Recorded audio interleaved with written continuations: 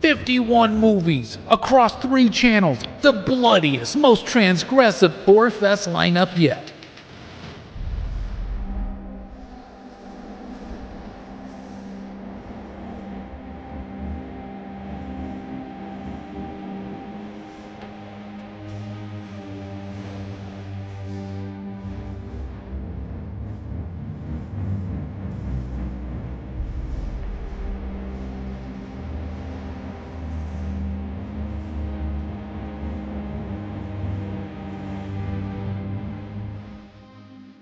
The bloodiest, most transgressive Horrorfest lineup of all time, going on right now until Halloween.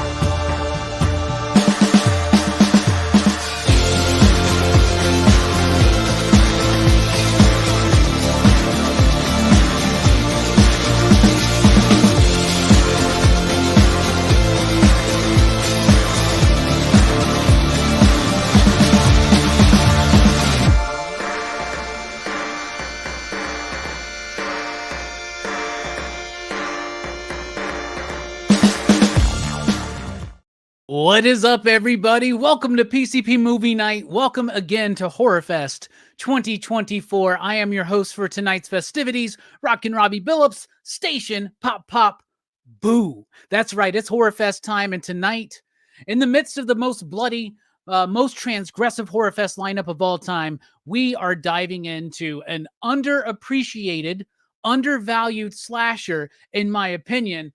We're talking about the Prowler, everybody. That's right. From Joseph Zito, who you will know as the director of Missing in Action, Invasion USA, Red Scorpion, and of course, Friday the 13th, the final chapter. But the Prowler is one of the most underappreciated yet quintessential early 80s slashers, in my opinion, and not just my opinion, but also my hopefully one day good buddy, Eli Roth. That's right. When I met him, I was wearing my Prowler t-shirt. We had a brief conversation about the Prowler and how much, aka Rosemary's Killer, was a big influence for him and his films, in particular, Thanksgiving. But I'm here with a bunch of first timers, y'all, so I'm so freaking excited. Be sure to like, share, and subscribe. Let everybody know Monday nights is where you need to be here on PCP to talk about movies with me and we. Part of that we is Jelani. What is up, my man? How you doing? Station, brother. I'm good, man. This was a surprising movie. I am very surprised that you found this one to share with us. I have some thoughts about it. I'm excited to hear those thoughts. I'm also excited to hear the thoughts of my brother, aka boyfriend, John Castle Spiliotopoulos. What is up, my man? Woo! Let's go, baby. I am ready to go on the prowl. Let's go. All right, man. Someone's been treading them white lines tonight. Speaking of white lines, the dealer of the whole PCP Army Bad Batch is Eric from the Panel Grid. What is up? Hey, secrets, yeah. Robbie. I'm just so happy to be here because I had to reschedule my fishing trip to make sure that I could actually make it tonight. You know I can't start a horror fest without my fishing trip. There's a moment in this movie, by the way, very early on where the deputy goes, "Oh, the sheriff will kill me." That's foreshadowing. Speaking of foreshadowing, Brooks is here. You know, you already knew he was going to be here. Brooks, what's up? What's up? How's your internet looking tonight? It's fine so far. All right. Overall, since your internet crapped out last week, Inferno, what would you rate it? I give it a 4. Like it's good, but it's not. It's kind of, I do grade it on that Suspiria curve, but yeah, I'd say it's a solid 4. All right. Speaking of a solid 4, out of 4, it's Steph, my man, Missing Link. What is up, my man? What's up, fellas? And people in chats. Fuck yeah, coming in with the energy, man. It's hard to follow up Julio, Okay. All right, I'm just kidding.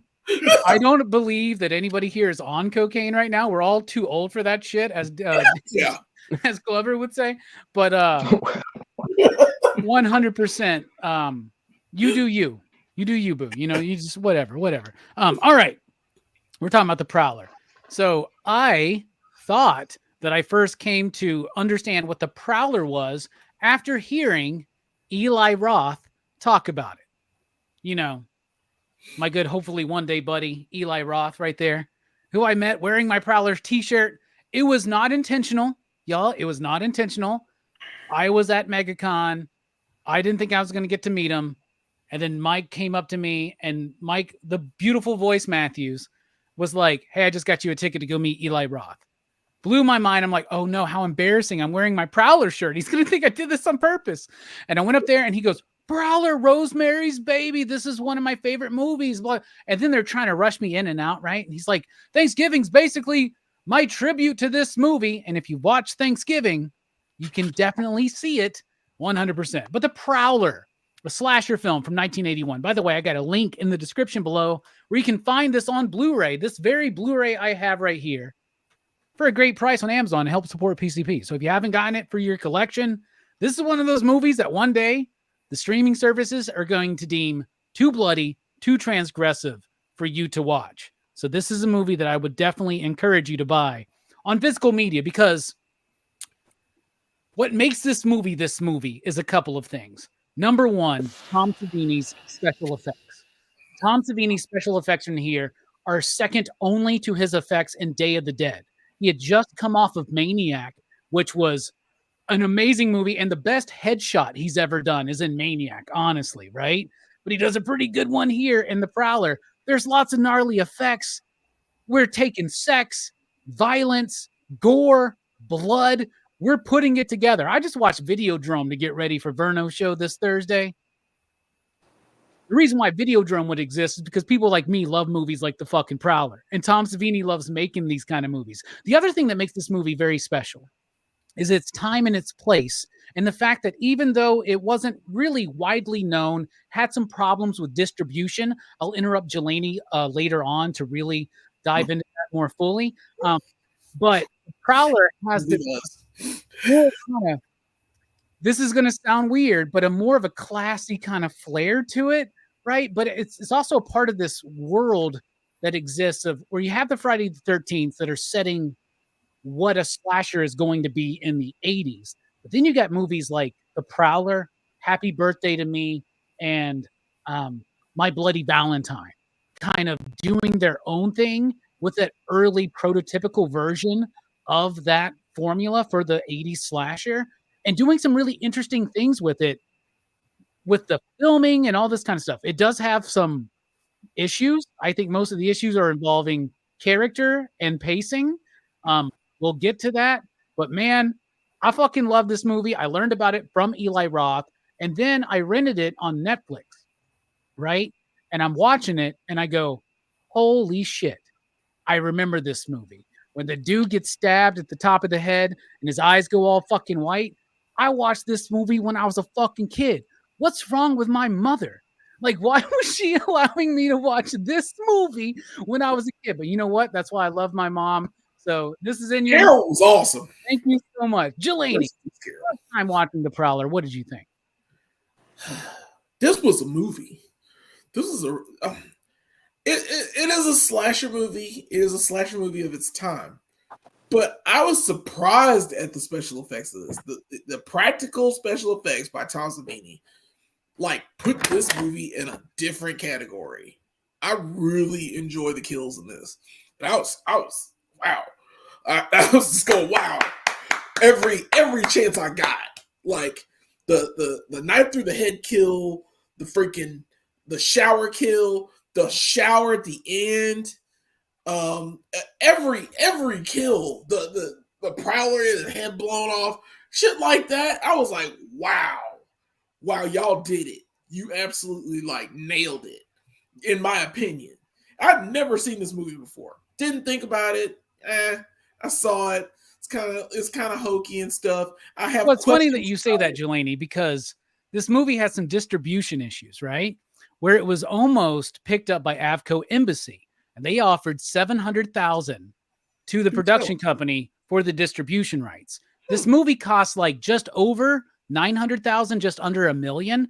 So the producer or the guy in charge, the executive or whatever, he didn't like the idea that he would have to wait to recoup the rest of that money. So he said no, and he sub-distributed it. So it went, if you know what that means, it means he went regionally. So it aired in one region. It was like in theaters, then it would move to another. And it did not have the wide release that Avco Embassy would have given it, which would have made this stand up with like, at that same year, like things like The Burning and Friday the 13th Part 2 and My Bloody Valentine. And it would have been one of those movies, but just money. There. Yep. Sorry to interrupt. No, you do that. But yeah, it's a great film. I really enjoyed it. The characters are kind of weak, but at the same time, it kind of builds up the story anyway. There are a lot of holes in it, like freaking Major Chatham or General Chatham. Like a lot of shit that goes nowhere, right? They're just set up to be red herrings, and you see the dude in the wheelchair, and you're like, what is that? Why is he grabbing her? Why are you grabbing her for excessively too long? Are you helping? You seems like you're helping. The perv they were calling him earlier. That was the bit. Yeah. And he was standing watching the kids make out, and I thought he was back there, yeah. And like, I thought that was going somewhere. That went nowhere. I thought those kids were dead. I was like, they're dead. They're never going to find them. They're going to be in that basement stinking up the place for ages, and no one will find them. You never see them again. It was so weird. Like, he's watching in the background. He's like, yeah. And then he's gone. I'm like, what? Did the Prowler get him? I don't understand. So, yeah, it's a lot of holes in the story, and they don't really explain everything, and it just ends. Except it ends awesome, so I give it credit. It's the special effects that do it for me. It's so baller. There's some chef kills in this, and I'm like, I'm so impressed. The shower, everything involved with the shower. I know we're gonna talk about this later, but god dang it. Yeah, I ain't seen a shower scene that good since Terrifier 3, bro. Yeah. By the way, I liked Terrifier 3, which was crazy because I hated 1 and 2. Speaking of terrifying, Spillio, what do you think, man? The Prowler, first time watching? First time. What do you think about it? Oh, wait, hang on. I'm doing the sheriff's impersonation of looking around. Oh, I thought you were doing the bit. Oh, no. We haven't done the bit in a while, man. We haven't. Yeah. With the little things here and there, and we'll get into it. I actually really enjoyed it. Like I said before, I was watching it with my son, and we're both looking at each other and like, man, this is pretty good. So it was a nice movie. And I know we're going to talk, I don't want to talk too much because I know we're going to talk about all the kills, which was great, and all the stupid moves that everybody did. So, yeah. So was it a nice rebound from Necromantic? A little. Which we covered on Blood Splatter Chatter. Not quite as no, as that one, right? Yeah. I'll never see that again. Speaking of never see that again, Eric will never be here again for another Horrorfest after the revelation of him being the coke dealer of the PCP Army Bad Batch. But, yeah, really put me on blast. We've already lost monetization tonight. They're gonna be like, you talked about cocaine and glorious murder in showers. So speaking of glorious murder in showers, easy, Eric. What do you think, man? What do you think about the Prowler? Dude, I was really surprised by this. I kind of set myself up for disappointments because, you know, we watched the Freddys, we watched the Jasons, and those are the, you know, the archetypes of those movies, and Michael Myers, obviously. So I was like, you know, there's no way that this can live up to the standard that those set. but it kind of does. And I'm kind of really surprised that I had never seen this before, because it's right up that same alley that I watched all of those movies for when I was a teenager. So spoilers, I kind of love this. Yes. It doesn't suck. All right. It doesn't suck at all. No. So far, we're on a good trend here, but I feel like that's about to change. Brooks, what do you think about the Prowler? It's all right. Like, it just felt like a very basic slasher to me. Like there are a lot of things I do like about it. Like, you know, I do like the kills, but like I guess the killer, like in the beginning of the movie and like throughout the movie, I'm like, there's no way that I'm right about that. But I was, and I was kind of surprised. But it's, you know, it feels like, you know, it follows the slasher formula very faithfully, and that kind of works to its detriment at times, I think, because I don't feel like it stands out a lot from like a lot of other slasher movies. Like, you know, the killer in this isn't like, you know, as like iconic as say Jason or something like that. It just feels like, you know, just not a bad slasher, but a very basic one. Okay, fair enough. The only thing I will say is Jason wasn't the iconic killer until like 3 or 4 movies in, right? And if the Prowler would have had that chance, who knows? Who knows, right? I mean, who knows? But, you know, that's a good, fair assessment of this movie that I wouldn't say is a good movie, but a movie that I would say that I absolutely love. What about you, Steph? I'm very curious. What do you think about the Prowler? You know, I gotta agree with the majority of you guys. I actually I enjoyed this. I think I, like E said, I think I kind of was expecting it to. I kind of read the synopsis beforehand, and I was like, oh, it's like a whodunit, you know. What was that? The Terror Train shit with like Jamie Lee Curtis. Yeah. With like David the New Year's Eve movie. Copperfield doing fucking magic tricks and shit. That's right. I remember not really liking that one too much, but I was like, okay, it's gonna be in like that vein. I was like, you know.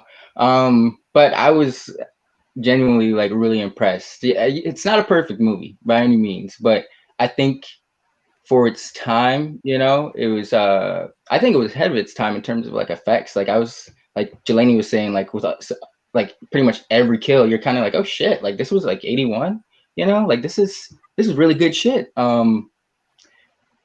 The characters, you know, it's a horror movie. They do suck. It's hit or miss. Sometimes you get really good characters, and oftentimes you get written off characters. The pacing is a little spotty. The momentum, you know, kind of the way it shifts gears, it can be a little jarring. But beyond that, I don't know. I had a really good time, to be honest. I think, like Jelani was saying, like it's the kills that really like balance all the misfortunes of this movie or the misgivings. But yeah, for 81, man, you know, I intend this to be like a not well-known movie, and when it's like better than a lot of the shit that was out at the time that was bigger, you know. I was impressed, genuinely impressed. I like it. Hell yeah, man. I feel really good about how this is going. I feel like we have not had a funhouse scenario this entire horror fest. So that's been great. Even during Ghoulies 1 and 2, that conversation. And hell yeah. So far, the worst reviewed horror fest movie has been, what was it? Would you say it was Paranormal Activity Part 6? Ghost Dimension. Ghost Dimension. Damn. That's going to get the fucking dud award of Horror Fest 20. Well, I don't know. We'll see what happens. We got the Exorcist franchise coming up. So, you know, Woo. we don't need to count our chickens. All right. This movie's got characters. It doesn't have good characters. I wouldn't say there's a single good character in this movie outside of the fucking Prowler, but there are some interesting performances. So let's talk about our favorite performances / characters. Jelani, kick us off. Bruh. Hands down. It's the fucking dude at the lodge. The fat guy at the lodge with the beard. Jesus Christ. He had me like, I had not died laughing in a horror movie in a long time. I was like, hey, he's just a regular dude. He's got to be somebody that got off the street. They're like, hey, you're fat. You're perfect. You look like Bubba. I want you to choose. Are you talking about the dude who gets killed at the end? No. Are you talking about the dude who like runs the gas station? No, or the one that gas station or whatever the lodge Yeah, was and he for like the sheriff yeah. was. That he was help. You're like, yeah, helping at the I end. go look for him. Clamp. And he pretends like he goes out to the cabin. He's like, no, Oh, that dude. he ain't Oh at yeah, no the cabin. dude drinking Rolling Rock and playing Yes. fucking solitaire. That's was Brooks in like perfect. 20 years. Y'all just wait and see, man. Oh my god, he was so like the entire time he's on the phone, like the deputy kid is on the phone trying to talk to him, trying to tell him like, I gotta get my dad. I mean, there's some shit going down. It's an emergency. He gives zero fucks. Yes. He does not care. And that is simply a comedic scene thrown in there so that we can see that he's trying to contact the sheriff, but there's a valid reason why he can't get a hold of him.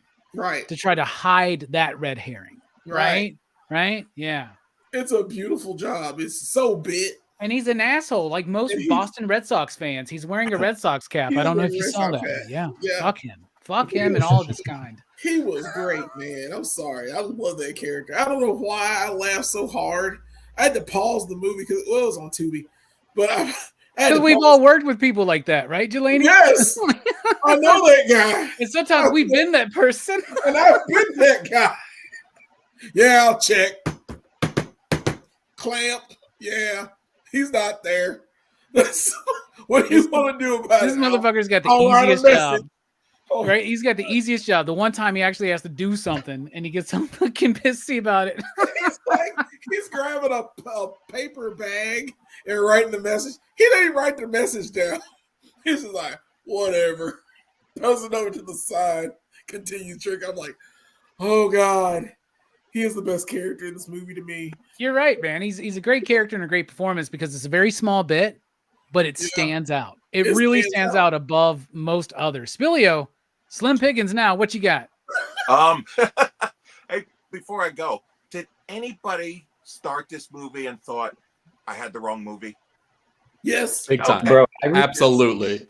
It started playing 1945 black and white. I'm like, what the fuck is this? Is this another Prowler movie? I have no idea. I still don't know that premise. So the guy came back from the war, got a Dear John letter, killed his girlfriend. Yeah. And then became the sheriff. Yeah. Had a kid, and teaches the kid to like hunt him down. Another kid. No. He has the kid, No, he was the deputy. I thought the deputy was his son. No. I thought I could have swore that. He's just the oddly He's the one dude who oddly has scrot neck in that fucking community for some fucking reason because everybody's on him, man. They were like, oh, I'm going to the dance. Oh, scrot neck. Yeah. I'm gonna tell you right now, he was my favorite, the deputy. I thought he was awesome. But like in the beginning, you're like, what is this dweeb with the hair, the skinny arms? I mean, like, and then but for some reason, Christopher Walken lookalike freaking just was going around, and I really thought he died, but now it made sense, why he didn't. But yeah, man, the guy grew on me like mold. I really enjoyed him. So all right, you did a good job. You did a good job. Yeah. It's like that dude you meet at the bar at the beginning of the night. And you're like, well, how obnoxious and exhausting is that guy? And then by the end, you're like, we're best friends. We're best friends, or do you want to go home with me? Who knows? Speaking of, do you want to go home with me? Eric, you looking good, dude. That fucking perfectly shaved head, that beautifully kempt beard. Oh, thank you. Brother. Thank you so much. Looking amazing. You better watch out next time I see you. Anyway, what about you? What's a character you want to you talk about? So since Jelani picked the absolute best character, I'm going to go with the one that you thought he was picking, which is, I think his name is Otto. The Fuck dude you. That was the one I was going to pick. I thought nobody would remember that. I ruined it. He's like, Otto. He's the one that did the shooting. Yeah. And that's the only reason. Blast the dude at the end. You think he's basically becomes the hero of the story, and then just gets to stand there with his gun and basically do the Robert Redford meme where it just like pans in on him real slow, and then he gives a little. That's like my favorite bit of the whole. She was gonna give him top. She was gonna straight look, that was a long ass stare too. Because That she was. Oh yeah. Dude, that was like my favorite bit in the fucking movie, dude, because they're like making all these fucking googly eyes at each other and the music's swelling up and shit, and then just like fucking sawed off shotgun, boom. You're just like, yes. She was gonna get it though. She was like, "You gonna get this tonight?" He was like, "I know." It was so cheesy. You're right. It is like that Robert Redford fucking meme, man. Well, we always call him the Robert Redford of PCP. So, Brooks, what did you think? What's a character you want to highlight? I like the. I wouldn't say she was like an antagonist, but she was like the girl that was trying to like steal main chick's dude, like the one that was always hitting on the sheriff. Like, you know, when he comes into the dance and she like basically like steals him away and shit. Because it doesn't feel like she's doing it like to fuck with the, you know, main girl, but just because, you know, she's just horny and it's homecoming night and she just wants to fuck this dude. So yeah, I kind of thought she stood out a little bit from the frankly pretty bland characters in this movie. You're not wrong about that. What about you, Link? Before I get my favorite character, I want to say the deputy dude reminded me of like the villain of The Mask when he put the mask on. Like his face, it was like throwing me off in the hair. But favorite character, because like Brooks said, there's such bland characters. I'm gonna go with the Prowler himself. I thought like the getup was kind of cool, you know, like it was it made sense. Like I was kind of thinking like had they proceeded with like he comes home and it was just like serial killing and shit like that, I was like, oh, that would have made perfect sense because he's got the gear, he's been through so much shit being over there. I would have liked to see that kind of explored, but I thought like the look of him was like it wasn't anything fancy, but it was like simple, so simple it makes sense, kind of like Ghostface or something like that, like something you've seen before, but it had like a menacing edge to it. But yeah, just because he looked cool, there really was no character. But he does look good. Well, what's cool is That did look cool. time most of these slashers were using one weapon, right? Mhm.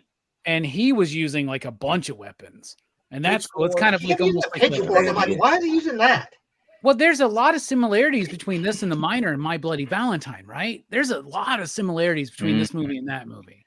I mean, if he's this like movie a and a lot of farmer slashers, themed slasher, that makes sense, but he's like a soldier themed slasher. So what's the deal with the pitchfork? The pitchfork but did he's throw a me off. fucking farmer too, man. I guess I don't fucking know, dude. I don't know. He was working out Apparently at the he killed fucking people. hay farm during fucking Halloween season, man. I guess it was, but it wasn't Halloween season. It was graduation. Who fucking cares, dude? He's got a pitchfork, man. Easy to find, dude. But this is obviously it feels small town like country, doesn't it? This movie, like it feels like that kind of like a My Bloody Valentine. It's very similar to that fucking movie, right? It's more that than it is a Friday the 13th movie, and I think it's with the care that they put into at least the idea behind the story, not the actual story, but the idea behind the story.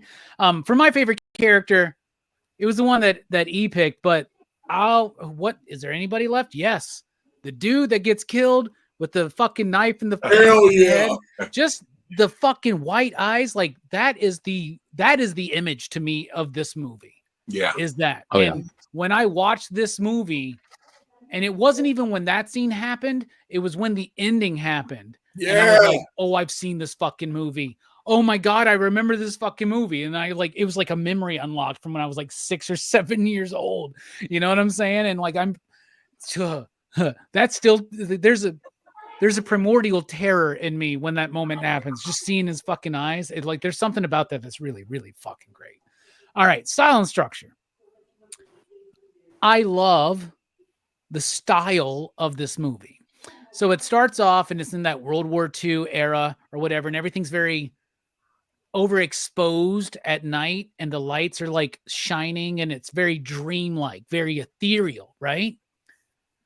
They tone it down a little bit, but that carries on through the rest of the movie, which makes this movie that doesn't have like the craft of Dario Argento, but it makes it feel slightly dreamlike to me. And I love that vibe. There's just something about the visual aesthetic of the slasher films of this era, late 70s, early 80s, that I really fucking eat up, right? And this one does it in a different way. So I do like the style of the movie, the kills, the special effects. I've talked about that a lot. They are fucking amazing.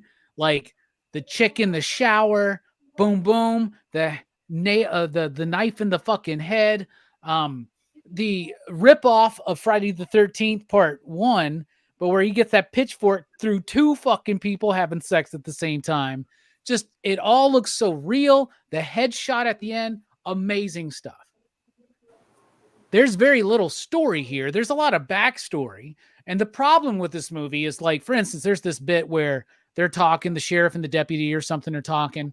And I think I saw somebody point this out. I think it would maybe Joe Blow on YouTube, but I don't think that's a person. I think that's just a channel. But they were like talking about how, like, there's missed opportunities because they're telling this backstory where they're like, oh yeah, this kid got killed and this car got stolen. You could have filmed that. Maybe that would have been cool to, like, see, and maybe that would help some of the pacing issues. If you see more kills, and that's crazy because the kills are amazing and they are worth waiting for, but it gets really stunted in its pacing. It drags and then it picks up and then it drags and then it picks up. It's kind of similar to a lot of slashers of the 80s as far as that goes, but that's not where this movie excels. I think this movie excels with its actual cinematography for its budget and those kills. The structure, though, is very weak, and the story is very lackluster. A lot of backstory that's cool, and a lot of building up to it that I really appreciate. I like the idea of Rosemary's Killer. Like, I think that's actually a better name for this movie. But it does kind of lack. What about you, Jelani? What do you think about the style and structure? Well, style is tops. I mean, yeah, it's shot well. It looks good. The kills are just, like I said before, they're freaking chef's kiss. You can't get kills like this just every chance. Every kill is beautiful. And, like, somehow it's filmed where it's beautiful. Even that final gasp when you see the guy in the shower and they've been in there the whole time. Now, the first indication would have been she walks in and the shower's running. Like, it's still running. I'm like, wait a minute. It's still hot. Yeah. It's still hot. Yeah, that water's still hot. It should have sloughed off all their skin at that point. Like, you're pretty much baking people at this point. But it's like that one shot, like, to sell it, and the fact, like, it's all over. That guy's dead. He got his head blown off, which, by the way, that's the worst of the group. Because even though it got blown off, it still looked like styrofoam when his mouth came off. So, like, it felt fake when it happened. And I was like, oh, that sucks. That kind of sucks. That's like a topper, though. But then you think it's over, and then you see them at the end, and you're just like, this is great. Oh, my God. Like, she walks in on her friend and that girl's boyfriend in the shower. He's still alive. He's got stabbed in the head so deep that it made his eyes roll back in his head. And he's still, like, hanging by his necktie from the shower and is still alive. It's so, and he just does that last gas grab. It's man, like bruh. a zombie. Dude, yeah, like a zombie. It's so clean. And, like, there's just so many little things about this movie that are just, oh my God. But the movie is so uneven. If it didn't have to have those lulls in it, and it didn't have to have, like, the bad love triangle or whatever the crap that was. Oh, I spilled a punch. No, but the spilling of the punch got her into the room where she could have just walked in and seen it and been done, or been killed because the Prowler was still in there. But it was just, I don't know what he was waiting for. I don't know what, like I said, once again, that General Chatham or Major Chatham, whoever he is, it was the weirdest thing ever. And they never resolve it. and it bothers me that they didn't resolve it. So it's stuff like that. The photographs, I love the backstory, but yeah, none of it pays off. What's the point of 1945 and people coming back if you're not gonna like explain to me the Dear John letter, and he didn't go into detail, or not detail, but like once the mask comes off, he's like, he should have been like, "You're my rose, something." And like or during the course of the movie, you find out he's like a World War II veteran, and he's doing this, and he's got medals of honor or what the fuck ever. You find his Dear John letter. You know, the whole point of you reading the fucking letter is for me to find out if this is the guy. It's so stupid. It's just dumb. But at the same time, it's the fucking kills that just nail it. And it's just like, I'm okay with this movie. I am totally okay with this because of all the kills. I haven't clapped at the end of a movie while I was sitting at home alone in my life until I clapped at the end of this. I find that hard to believe, man, to be honest. I've never done this at the end of a movie while I'm sitting home alone. And just be like, bravo. Bravo fucking vo. Just you fucking nailed it. So as weak as the story is, like I've said before, the kills make up for it. It just does. And I just want to get that out because the style and the structure, they're uneven. They shouldn't feel like this. But I'm okay with it because of what you did. Yeah, it's one of those things where it does like the special effects and the style of the film do kind of overcome the lack of structure story in the film. It's weak. Hell yeah. Speaking of lack of structure, he's getting up there in age. So Spilio, what do you think about the style and structure of this? Tell us about World War II in 1945. Did you come back home to your girl? Okay, go fuck yourself. You got off that boat. I saw you on that boat, dog. I know you was on it. Yeah. Super soldier. Yeah. Fuck you, old Spilio. Like, okay. I love you. No, I'm gonna mirror everything he said. The structure of this was phenomenal. I mean, just the little kills, just like the knife in the neck, that teacher or whatever, that was awesome. And that was just, it was just so cool looking. And I loved how you don't see this too much in many of the movies. Like usually they get cut, they're done. You never see them like struggle as much as this one, especially the girl in the pool, which I don't know what she was doing. She got kicked in the head, but she forgot how to swim. It was just like this. I don't know what was going on. Mm-hmm. But that kill with her and her eyes going cross-eyed, I thought that was awesome. I did. All the kills, like, it's already been said, it's been great. The story and everything, it was a lot of plot holes, a lot of, like my son just said it in the beginning, why was the killer in the major's room, in the major's house? Right. There was a lot of them. Like all of a sudden, he was in the. Were they working together? Yes, exactly. All right. Here's my no prize for the night. He's at the major's house because the major is the wife or the father of Rosemary, right? So he's there to find like maybe old pictures to like maybe that's setting him off. Maybe he goes there every graduation. And like, that's why he goes fishing, because he goes into the major's house to look at all the old, like her old room or his old pictures. Like, show us some of fucking that. And then we can like get more invested in it. And I think that shit would help the structure. Like some of those kills that they talk about that we don't see, the moments like that, like that's a great explanation. Fuck, we need to do a remake of the Prowler. 6 of us, we're pulling all of our money together. Right now, we got $690. So let's fucking see if we can do the Prowler remake. and let's. I'll be the fat guy with the Boston Red Sox hat on. I'll do it. I'll be Otto. Yeah. No, but I have a question though. How did the major get into his house? And why does he have 3 stories? How does he get in there? With the wheelchair, we're like, my son was like, hey, how does he get into the house? There's no ramps. There's no nothing, And they go through the house and how about a light switch?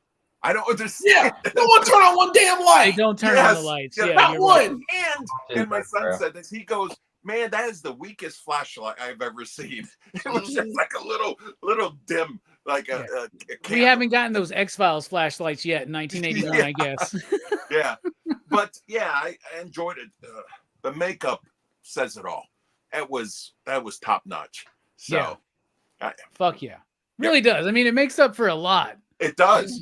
It does. It does. It does, man. I'm not even kidding. Because it seems like you're just like, here we go. Oh, Yeah. you know. So, Yeah. But in a fun way, not like in a necromantic kind of way. Oh, no, I can eat a chili dog watching the Prowler, man. It's easy. It's easy. Yeah. Oh no. Yeah. But I enjoyed. I think the knife through the brain. That was my kill of the moment. That was nice. Yeah, that's a good one, man. Pitchfork's number 2 for me. But yeah, the knife through the head is awesome. All right. Speaking of making up for lack of actual style, Eric, what do you think about the style and structure of this film? Wow. This movie is like a puzzle where you got like 80% of the pieces and then like a couple Uno cards as well. And you're like, what the fuck are these here for?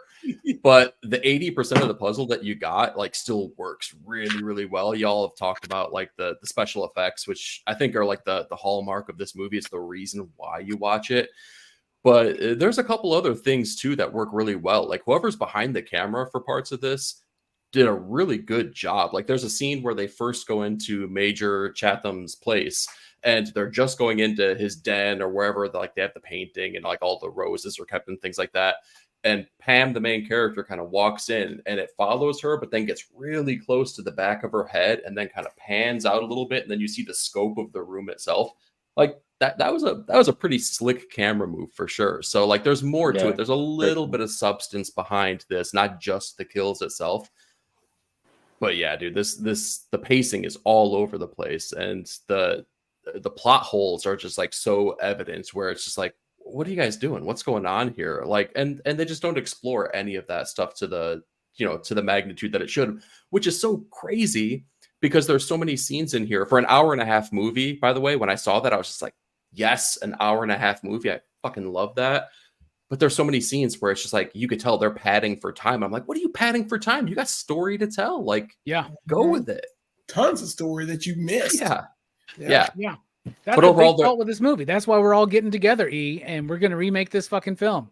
Let's do it. Verno, you're going to be involved, and now we've got $750 between the 7 of us, and we're going to make this fucking movie, y'all. We're going to do it. I swear, everybody be at MegaCon. We'll skip MegaCon. We'll just make this movie over the weekend. That's what we'll do. And we'll be bold as fuck, and we'll call it Rosemary's Killer. Yeah. No, good points though, man. Like the camera work is good. Like I was highlighting the lighting, but you're right. Just the movement of that camera. It's there, but it is padded. And a lot of slasher movies from this time, they feel padded, right? And this is a movie that has enough story there to tell, like you said, that it shouldn't be padded. I just think maybe they didn't have the money or the experience, I guess. I don't fucking know. Yeah. They're like, we can't fucking, like they had no money. For instance, they couldn't buy costumes or automobiles for this movie for the period piece, right?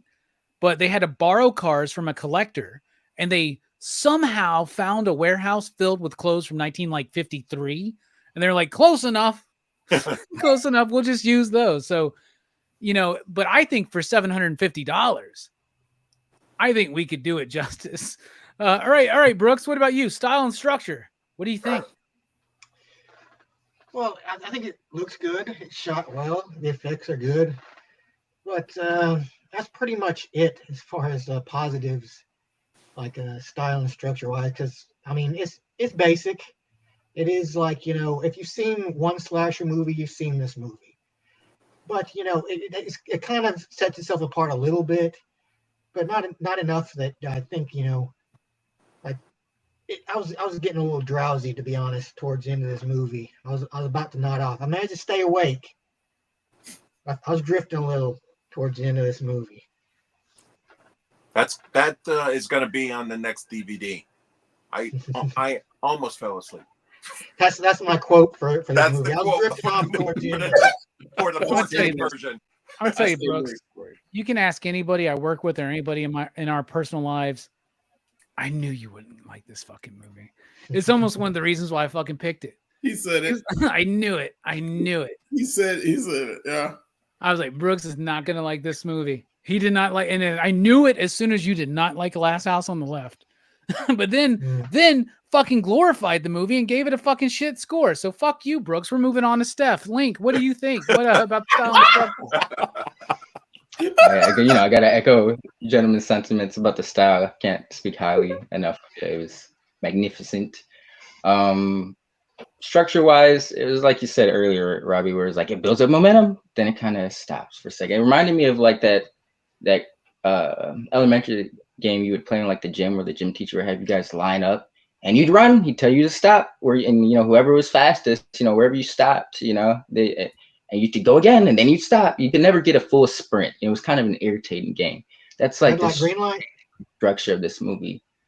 But I don't know if it has to do with the structure, maybe more style, but there were a few comedic moments with like the kills. I appreciate it.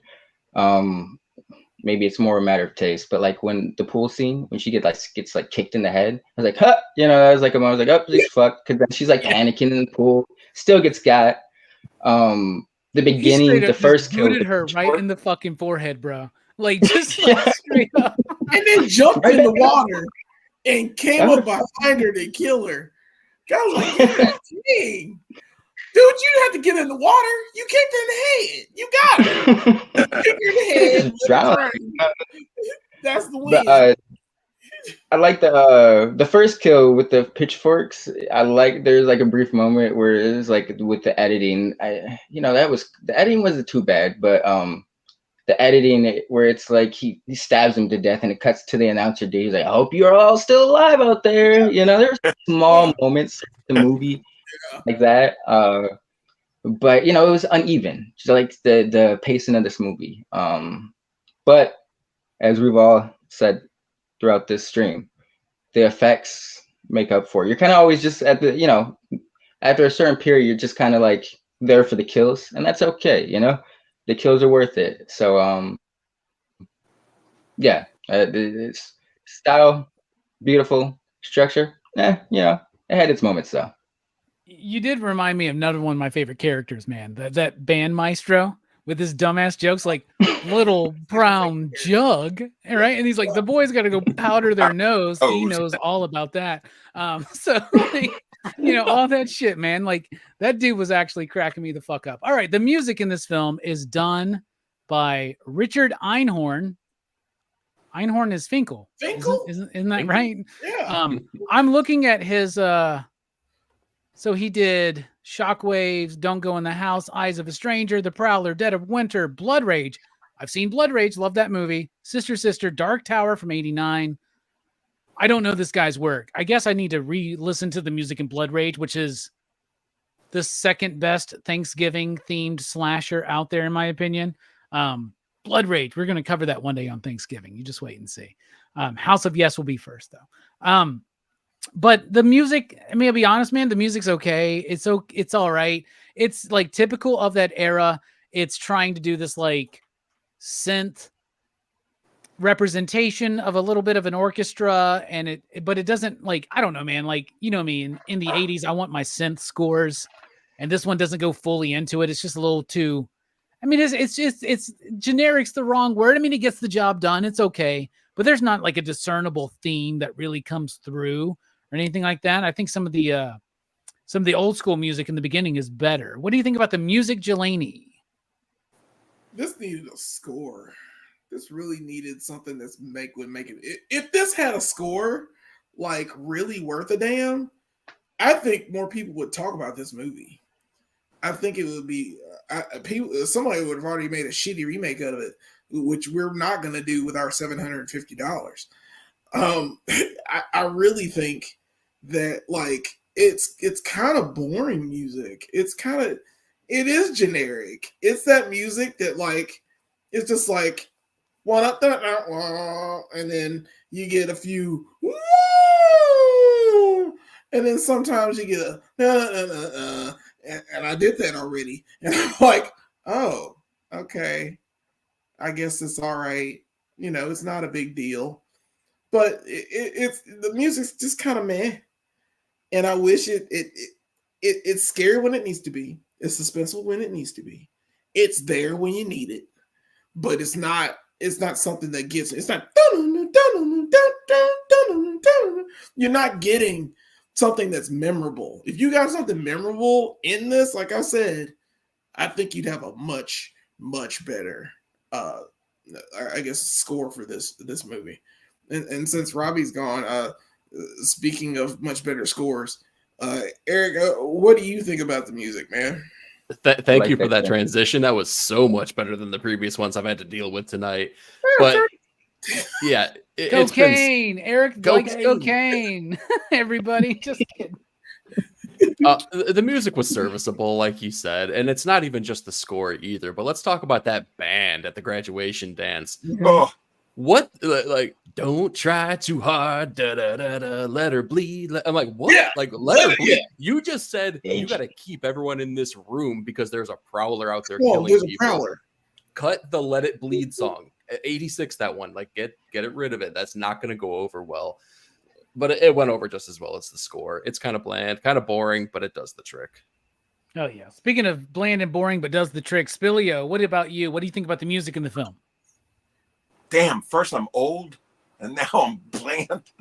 You're old and bland. Right. It's just the way it's whatever the last person says. I just twist it. I know. I am going to be the opposite here. I really enjoyed the music.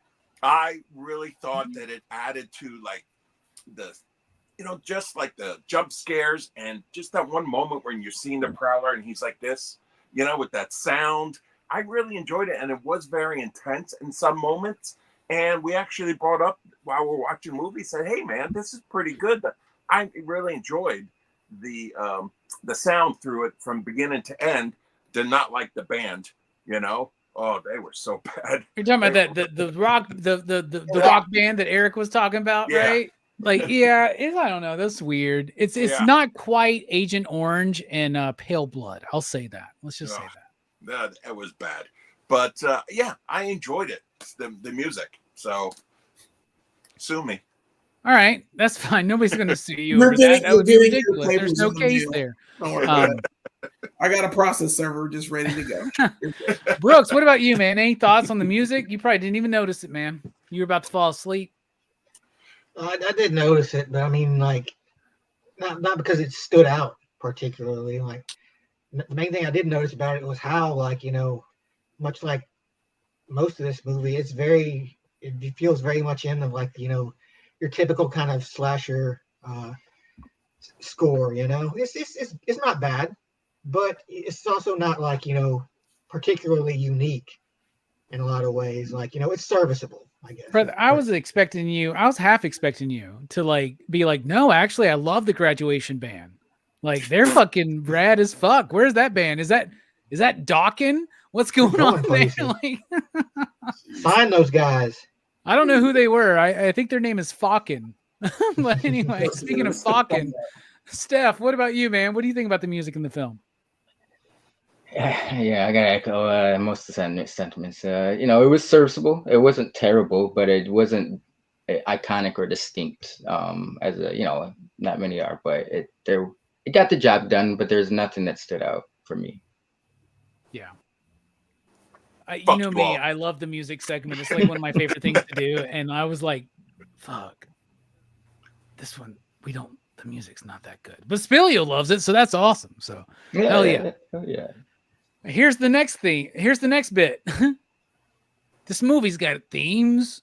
It's trying to say something, right? We're the pop culture philosophers, so let's philosophize real quick. Jelani, what's this movie speaking to you? If you hear the shower after you fucking leave your room after you changed and you come back in it after a horrible ordeal and the shower's still running, you go get the cops because something's wrong. You don't go check it out. I'm You pretty don't. certain that was like a dream sequence or something, Jelani. No, that was real. And you don't run up the stairs when the killer is chasing you. Well, we're just now learning that. It's 1981. We haven't quite Yeah, figured that yeah. one out yet, What do you right? mean? You want to get the high ground? Yeah. Yeah. I have the high ground, Anakin. I have the high ground. Have the high ground, Michael. Yeah, you don't turn Famous on. Loomis quote. You turn on the I light. shot him 6 times. I have a high ground. I have the high ground. But yeah, you don't walk. You don't walk into somebody's house after breaking into it and not cut on the lights. Fucking cut on the lights. You're in there now, and you're the cops. Hey, fuck the police. But I mean, hell, if you're gonna do a breaking and entering, an illegal search and seizure, you might as well go all out and get it done. So you're saying the theme of the movie is be aware of your surroundings. Be aware of your surroundings. Don't read Dear John letters, get mad, and decide to kill people with long ass bayonets and pitchforks just cause. Don't swim by yourself at night ever for That's any probably reason. a good rule, man. Honestly. Ever. Those are the things I learned about this movie. Yes, be aware of your surroundings. Do what you got to do to survive. Fight Be to spatially survive. aware. This movie is a public service announcement. Be spatially aware. Just know where the fuck you are and deal with it. And you Pay probably attention to the survive it. lights and the people. And like just because you shot a guy, oh yeah, and double tap. Always double tap. You That's don't right. shoot him once, shoot him twice. Hey, I know he's down, but he ain't down. Be like, oh, wait, blam. Self-defense. Yeah, and be spatially aware. And sometimes the high ground is not the best point of advantage. Speaking of advantage, double tap so you can get that top. I have an advantage in my life by knowing John Spiliotopoulos. So, John, why don't you tell us, what do you think the meaning of this film is? What's it telling you? Well, I had to think about this because after the movie, after watching it, I watched it today, right? I tried to be like how it was in 81. And what I remember from back then is that it was a time where people went to war and came back fucked up. So I think that was the meaning of this. The Dear John letter, just put icing on the cake. Because if you remember in the beginning, when the guy was talking, during the black and white thing, and where he said some of them come home and need to, be helped or whatever, or good luck to them. It said something like that. So that part, and with stuff that's happened to me in the military, that like hit me home and everything, and said, oh, this guy's gonna be a crazy guy from the military, because I had no idea what it was. I had no idea. I didn't watch a trailer. I didn't watch anything. That's why I said in the beginning, do I have the wrong movie? Not only from that black and white, but then went to 1945. I was like, wait, man, I think, Robbie, you said, I was like, this thing has some class. That's a nice car. Those are good uniforms. What's going on here? This can't be a slasher movie. And then all of a sudden you see it. So it just how media represented the veterans back at that time.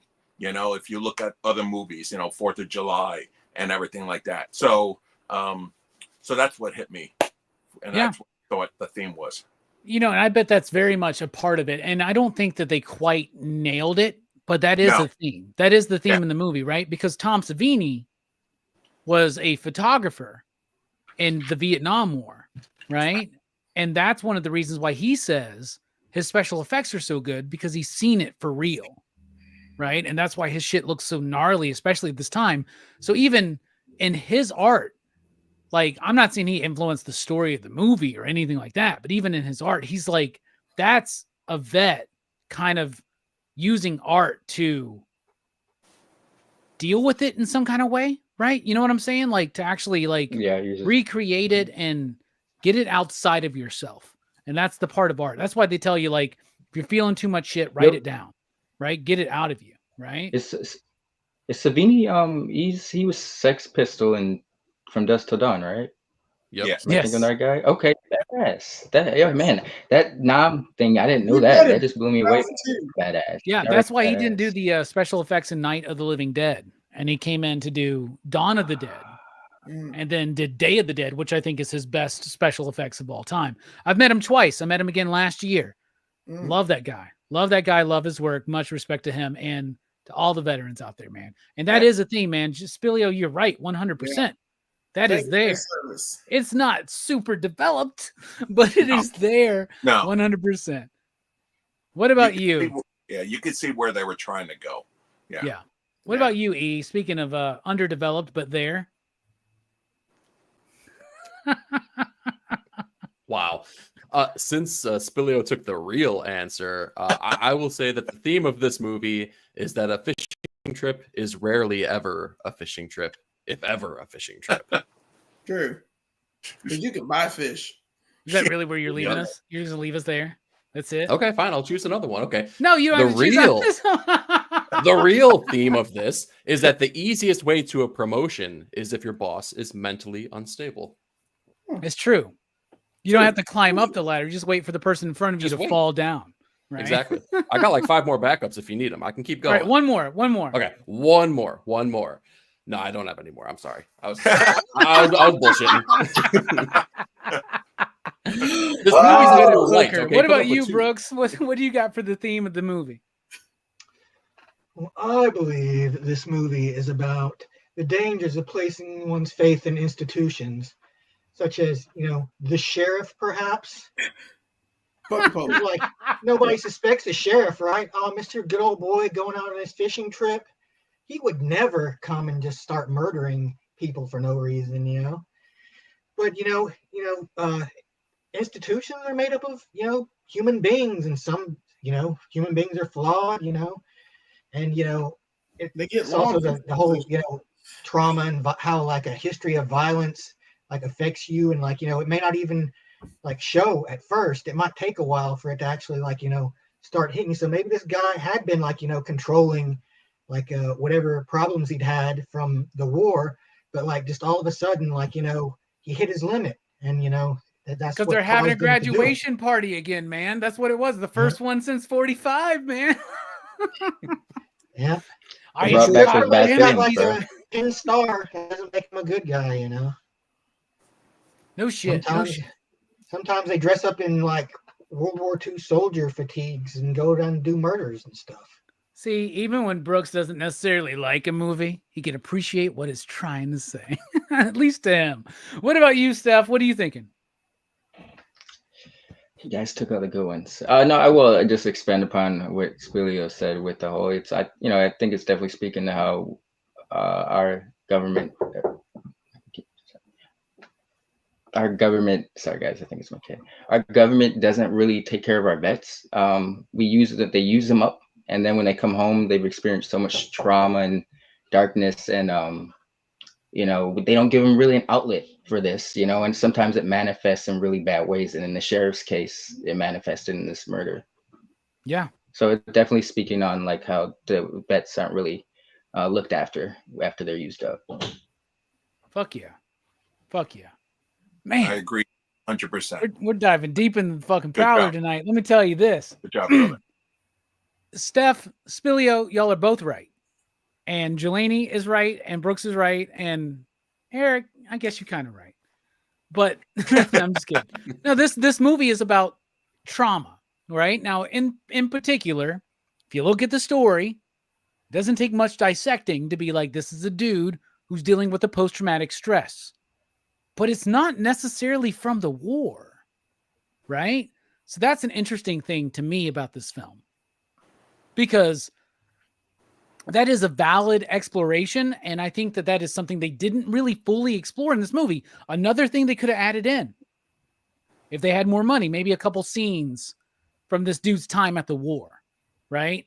Reading the letter, right? What he's seen, what he's gone through. It's up to us, the audience, to understand what he's gone through to then get this Dear John note, right? So there's a part of that. But what's interesting to me is it's not about the trauma of the war. It's about the trauma of the breakup after going through the war. Mm-hmm. He loses his girl. So to me, this is what the movie's about. Why is your value all tied up into somebody else? Why is who you are as a person only existing because of your connection to someone else? Let's say a loved one, a girlfriend, a wife, a boyfriend, a husband, a partner. RuPaul says this all the time. If you can't love yourself, how in the hell are you going to love anybody else? And I guarantee you that sheriff, that Prowler, Rosemary's killer, he did not love himself. And he definitely didn't love Rosemary. And he definitely didn't love his town that he was there to protect. So to me, this story is about self-love. Instead of killing those you think are responsible for your sadness, for your loss, why don't you put those roses on yourself instead of their corpses? Why don't you celebrate yourself? Give yourself a chance. Give yourself some grace. And allow yourself to evolve beyond it. Because otherwise, metaphorically, we'll just be slaying all the people in our lives. Does that make sense? And killing is I'm bad. stretching a little bit there. But anyway, that's what we're doing. So, but you get what I'm saying. Like it's about a trauma, but that trauma is triggered by the breakup, which comes post being in the war. So that being, we all go through shit. We all go through personal wars and battles. And sometimes we let that get the better of us. Sometimes we put our worth into somebody else. And that worth's got to start from within, man. You know what I'm saying? Like, you got to be better than a breakup. You got to be better than a loss. You got to rise above, because that's what we do against the institutions of this country, right, Brooks? All right. Like Black Flag, rise above. We got to rise above. Anyway, now it's time to rate the film. You out there, if you watched The Prowler, let us know out of 5 you digs. What do you give it? I'll go first. I'm going to give this 4 out of 5 you digs. It's got a paper thin story. It's got a theme that you really have to pull from. You really have to dive deep. This is not a smart film as far as that goes. But man, it's a fun film. It's got great gore, great effects. It's got a great style to it. It's got a little bit of class, in my opinion, out of 1981 slashers. There's more to it than Beneath the Eyes. Unfortunately, I don't know if the filmmakers realized that at the time.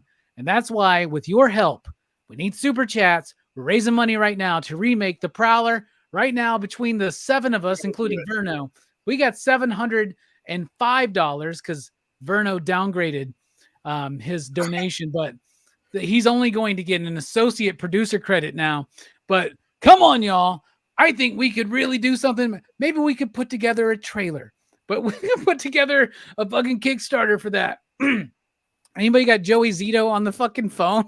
Like, let's fucking call and talk to him. Do it. Out of 5 you digs, though, I give it 4 because I do think it's got a lot of potential. I think it's a fun movie. I think it's underappreciated, undervalued. We're in Horrorfest. I got that 0.5, leeway that I can give it either way. So I'm going to give it a 4 out of 5 you digs. If you talk to me in fucking February, we're talking about like fucking Coen brothers and fucking Terry Gilliam and Michael Mann, maybe less. But during Horrorfest, this is a 4 out of 5 all day for me. What about you, Jelani? What do you think?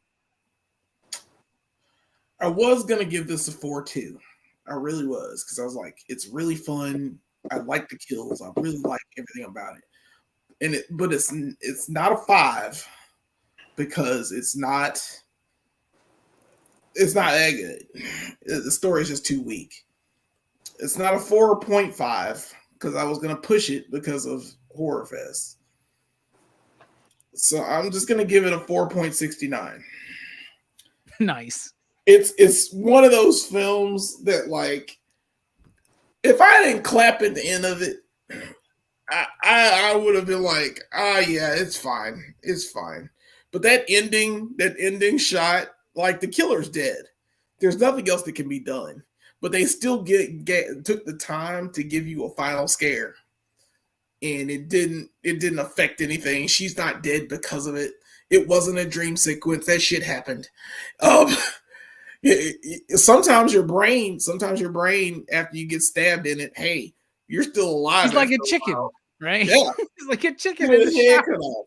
You know what I mean? He's still A alive. hot ass shower. Yep. He's been running for 12 hours. And then he's just been laying there like. I don't remember who it was, but somebody. It was either Dead Meat or it was a Horror Geek, and they were like, "Is this shower connected to a nuclear reactor? Like, what the fuck is going on? Why is it staying hot for so long?" It's so hot, and he's still alive. It's so wild. I loved it, man. I don't care. It's something about it, and it's Horrorfest. I do not care. I was just impressed. Tom Savini is the fucking man. He just is.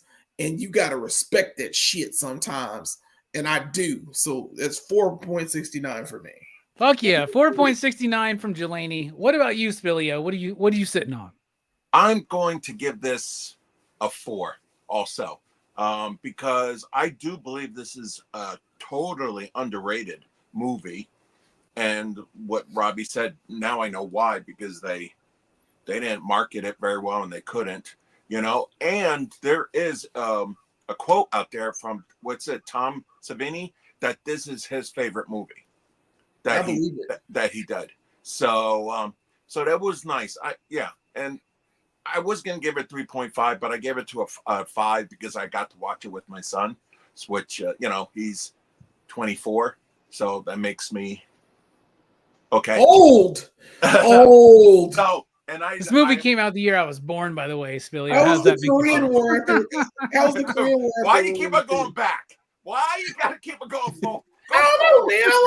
I like Say the Gulf War. Okay, that's better. So the Gulf War. I was alive during that. Tell me the things I didn't see when I was alive. That's the one I was in.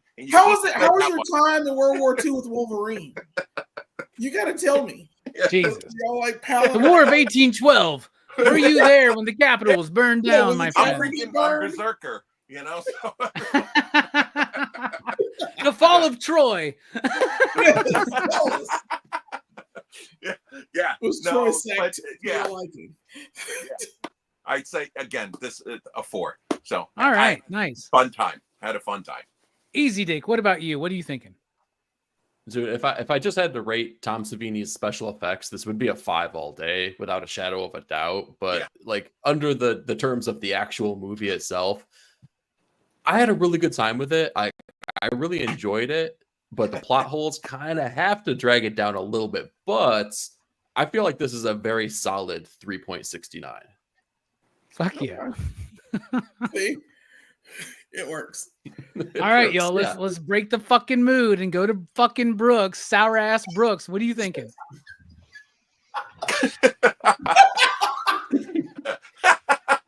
I give this one a 3. I think it balances out in a lot of ways, but like overall, like for me, it's just a regular. And I think a lot of this has to do, like, I've been watching the Chucky movies at the same time. And like, the Chucky movies, I wouldn't say they're good, but they are all entertaining as all hell. And like, watching this regular, very basic slasher movie in the midst of that, I think kind of like maybe tainted my viewing experience a little bit. But yeah, like I'm feeling a 3 on it. Okay, a 3 is very. Hold on a second. Hold on. I think that is really good. Yeah, I do too. But hold on a second. You gave Last House on the Left less than a 3. Yeah. You think this movie's better than Last House on the Left? I got more enjoyment out of this movie than Last House on the Left. I won't say it's a better movie, but I enjoyed it slightly better than Last House. All right, someone get this guy in a presidential debate because he'd do better than both candidates right now. That was a really nice answer. All right, what about you, Steph? Eli. Out of 5, you digs, what do you give the Prowler? AKA Rosemary's Killer. I almost said Rosemary's Baby. I would have. We'll do it. Just because, I think oftentimes when we kind of like rate something like the 3, Verno's brought this up before, like we'll give something like a 3, we kind of do it with like it's kind of mid, and that's not always the case. It's that I think it's a 3 range. It's an enjoyable film. but there's obvious flaws, you know, and it's kind of up to you to a certain degree as to how much enjoyment you're going to get out of that. That being said, I think, you know, it's a very enjoyable movie, but you know, it's got its flaws, as any movie does. The pacing is a little uneven. I can see that throwing people off, but overall worth watching. So with that being said, I'm going to give it I was going to go with like a 3.25, but based on the conversation and the things we unraveled and unpacked, the themes and stuff, I'll bump it up to a 3.5. I think it's very entertaining. You know, it's got even the problems is something you can kind of be entertained by. The problems of the film you can kind of be entertained by, and like it's so bad it's good almost. Yeah, it's definitely worth checking out. But it is, don't go in expecting it to be perfect. You know, no film is, but yeah, solid 3.5. It's pretty dope. So that's a 4 from me, a 4.69 from Jelani, a 4 from Spillio, a 3.69 from Easy Eric, a 3 from Brooks, and a 3.5 from Steph, for a PCP average of 3.81333333. 69 dudes. That's a pretty fucking solid rating, I think, for Rosemary's Killer, aka the Prowler. Fuck yeah, we have not had a fun house this year. Nope. Because franchise reviews don't count, because there's always some duds in franchise reviews. Trust me. We got the Exorcist franchise coming up soon, 2 weeks. I hope y'all are watching your Exorcist films. You better start. I've already started. I'm 2 in. And let me tell you something. Last night, I don't know what it was. I was stone cold sober. Well, I was really high, but I was stone cold sober, but very high. And the most enjoyable experience I've ever had with Exorcist 2. Still a shit movie, but I I more enjoyed it. But I was like, what's wrong with me yesterday, man? Like, I liked Terrifier 3. I liked Exorcist 2. What the fuck is wrong with me? Maybe Horrorfest has gone too fucking far. You're welcome for that package we sent you. But we're not done yet. We are nearing the end of Horrorfest, but still plenty of shows to go. Check me over at Blood Splatter Chatter with the BCS crew. Doesn't you're right. Blood Splatter Chatter. Oh, BSC. I always mess it up. The BSC crew over at Blood Splatter Chatter. We'll be talking about Videodrome on Thursday night, 8 p.m. Central Time. Very excited to cover this movie. We covered it last year for PCP Horrorfest, but it still bothers me. Yeah, just like I can do it again, 100%. Over at Dylan's Horror Show, they're going to be talking about anything for Jackson on Sunday night. But next week, at a special time, we're doing 9 p.m. Central Time instead of 8. So it's an hour later next week. But we're covering the return of the living dead, because it is not a horror fest without Linnea Quigley. That's true. So there you go. I think we did my boy Eli Roth proud tonight, talking about the Prowler. Like, share, subscribe. Buy the Blu-ray at the link in the description below. Jelani, thank you so much for being here. Final thoughts. What you got coming up? Yeah, I really like this movie. It was surprising how much I like this movie, because I was going into this like expecting Funhouse and got not Funhouse. So that's always a pleasure. Yeah, of course, Brooks and I do this thing called Go Figure Reviews. We review toys and stuff. We did the Phoenix this last time. It is an awesome figure with an awesome base. Check out that lovely, lovely video. We also did Demo Man. He is one of the Masters of the Universe figures. He's the ghost that possesses Keldor that turns him into Skeletor. So he's got a thing going on. And just today, we did a house tour, and Brooks and I did some cool things with Transformers that we will show you in a house tour video that you need to check out. We are 7 subscribers away from 500, damn it. And apparently Eli Roth is a thing. We got to get Eli Roth to subscribe to your channel is what we need to do. Yeah, that needs to happen. And I need to talk to him about Green Inferno. I've got notes. And yeah. So yeah, check us out. Go Figure Reviews. We're, like I said, 7 away. Please subscribe. Damn it. Go subscribe, y'all. Get your burner accounts ready. That's right. Get them over the hump just so they can drop under the hump after they make the announcement that they cross the hump and then get back over the hump. Because that's the way it always happens. When you hit it, you get all excited, then like YouTube takes like a few away from you. It's bullshit, man. Congratulations on milestones. Speaking of milestones, this dude's about to hit 125 years of age here on this earth. What about you, John Castle Spiliotopoulos? Final thoughts. Thank you for being here. Just kidding. I love you, you young motherfucker. I love you. You're the youngest. Youngest. Yeah. Cocaine. Thanks, Eric. I gonna start. I haven't done any videos in a while. Castle's Corner will be coming back I'm hoping by next week, from on the Experience channel. So try to take a look at them, and like Janady, subscribe, give it a thumbs up, because they were doing really well. So I got to get back into it again. So, but I got to thank all you guys for the love and everything. I know I bombard you with the videos, but I always appreciate the feedbacks. So I appreciate you guys. Thanks, man. Yeah, appreciate you too, bro. I also appreciate Eric. You're wonderful. I know you do. Tell me what you got coming up and final thoughts. I'm just so grateful that I had the opportunity to watch this, because while the movie, I think we all talked about it and it was a little bit middle of the road, but I feel like it reignited my love for the slasher movie, right? And I think this is like the perfect movie to get me back into the mood to watch those things. So I kind of love that we got to watch this. As for me, go check out 9-Panel Grid on YouTube here. My latest comic book review video just dropped Monday morning. And then check me out I'm sorry, what is today? Monday. I'm sorry, it dropped today. Check out Dr. Doom's Fan Club on Wednesday, where we'll be doing Ink and Insights, where we go over a whole slew of comic shenanigans, specifically this week, the Absolute Universe. Hell yeah. Absolutely fucking awesome, man. Very excited for that. Thank you for being here, man. I really appreciate you joining for this movie, and I'm glad that you enjoyed the experience, man. Brooks, though, is unlike Kitty Pryde, did not survive the experience, but he's still here. I guess that's surviving. I guess you are like Kitty Pryde. So the Kitty Pryde to my Professor Xavier. Why don't you tell us, Brooks, your final thoughts on what you got coming up? Well, I was going to like try and throw out a line from this movie, but I can't remember a single fucking line of dialogue from this movie. So you can just take from that what you will. Damn. Got a little last little parting shot in on the movie there. Well, fuck you, dude, man. My new best friend is Eli Roth. So just so you know. Me and you don't take nice pictures like that, do we? No, we don't. No, we fucking don't. What's the reason for that? I wonder.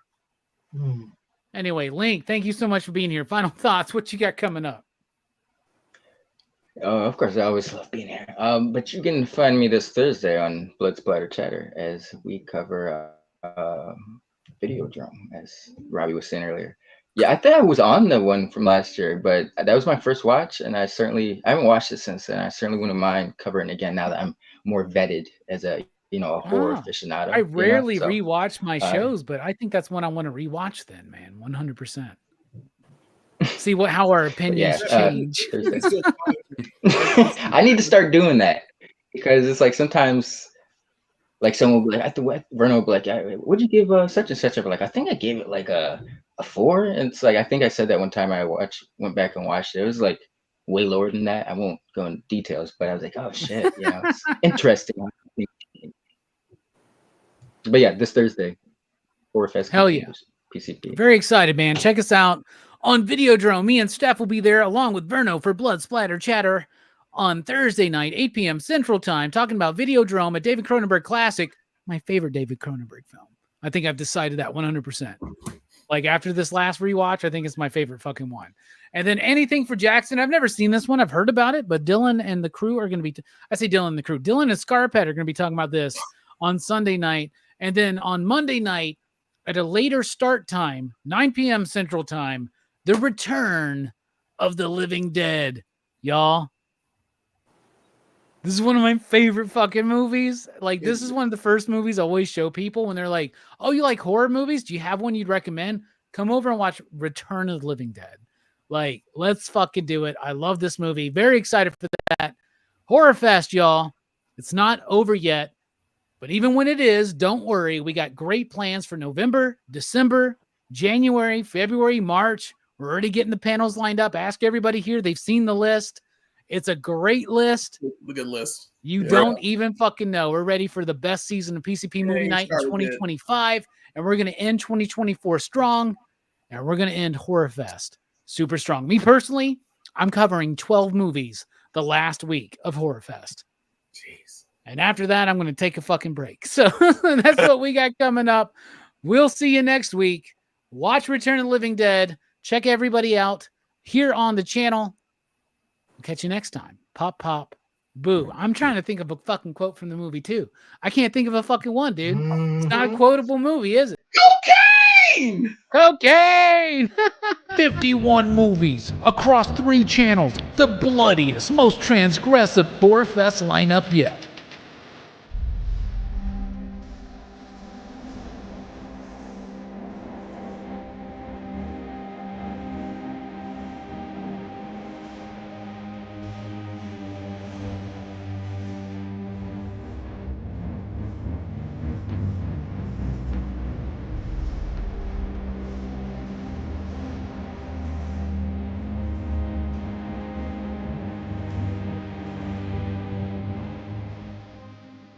The bloodiest, most transgressive Horrorfest lineup of all time, going on right now until Halloween,